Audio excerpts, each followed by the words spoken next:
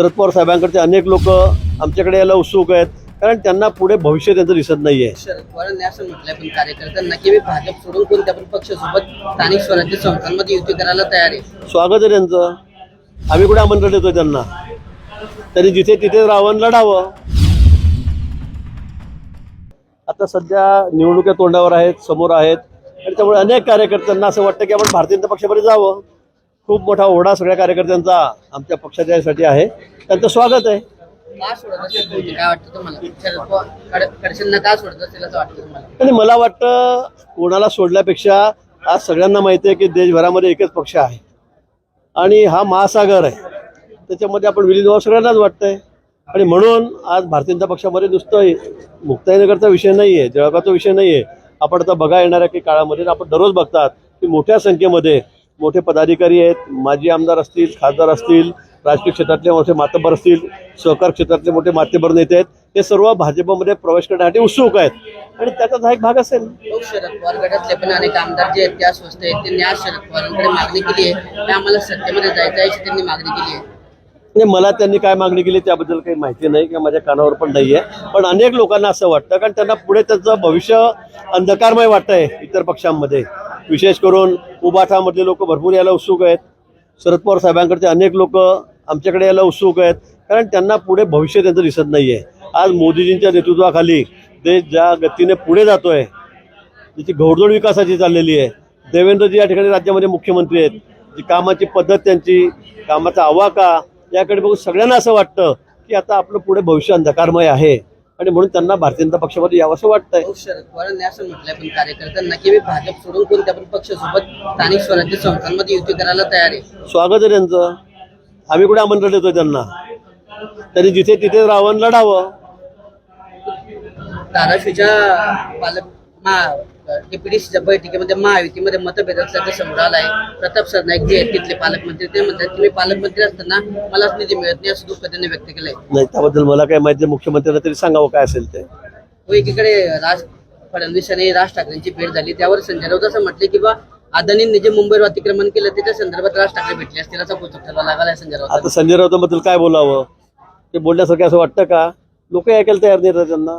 फक्त त्याची पोपट पंचरोज सकाळी झाली की काही सुरू असते. म्हणजे मी सांगितलं नाही का, काल युद्ध सुरू होतं, सिंदूरची आपली मुवमेंट सुरू होती तिकडे. तिकडे ते पंतप्रधानांनी राजीनामा द्यावा म्हणतायत, अमित भाईंनी राजीनामा द्यावा म्हणतायत. त्यांच्याबद्दल काय बोलावं? त्याच्याबद्दल न बोललेलं बरं. एवढा मोठा अपघात झाला आणि लगेच तासाभरामध्ये त्यांनी काय काय मुक्त फळं उधळायला सुरुवात केली. संजय राऊत काय हा बोलण्यासारखा किंवा उत्तर देण्यासारखा विषय नाही माझ्या मते. शिक्षकांचा विषय प्रश्न आहे.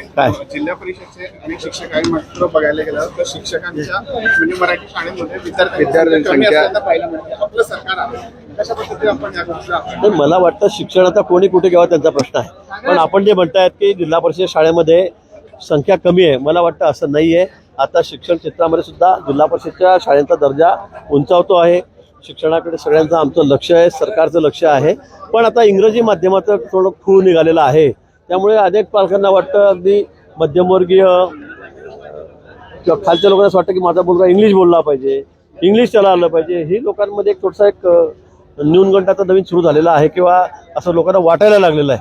आणि म्हणून मराठी शाळेऐवजी आपण इंग्रजी शाळेत शिकावं म्हणून विद्यार्थ्यांचा कल तिकडे जास्त चाललेला आहे. पण जिल्हा परिषद शाळेमध्ये सुद्धा सरकार आम्ही लक्ष देऊन आहोत. दर्जेदार शिक्षण तिथे चांगलं कसं मिळेल, सगळ्या सोयी सवलती कशा मिळतील, यासाठी आमचा प्रयत्न आहे. बँक राजकीय लोकांना कर्ज देत नाही असं आपण खरं आहे. मी माझा अनुभव सांगितला, मी माझ्यावर बितलेली सांगितली की राजकीय क्षेत्रात काम करणारे लोक असतील किंवा विशेष करून पुढारी असतील, यांना कर्ज देण्यासाठी बँका टाळाटाळ करतात किंवा काही अंशी देत नाही. ही वस्तुस्थिती आहे आणि मी अनुभवलेलं आहे. 6-7 वर्षापूर्वी मी खाली इनोवा गाडी घेतली. HDFC बँकेत सगळे माझे पेपर तयार झाले माझ्या आमदार शहरामध्ये, गावामध्ये.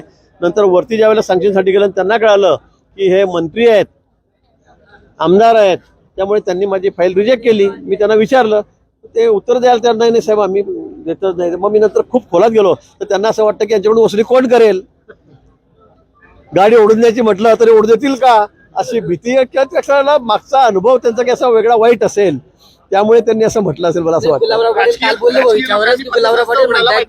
कर्ज जी पुढवी जाते ना की पुढाऱ्यांचे जास्त कर्ज बुडतात म्हणून बँका कर्ज देत नाही असं गुलाबराव पाटील नाही असं नाहीये, पण त्यांना भीती असते. काही लोकांच्या बाबतीमध्ये त्यांचे अनुभव वाईट असतील मला असं वाटतंय, आणि आहेत काही लोकांच्या बाबतीमध्ये असे अनुभव आहेत.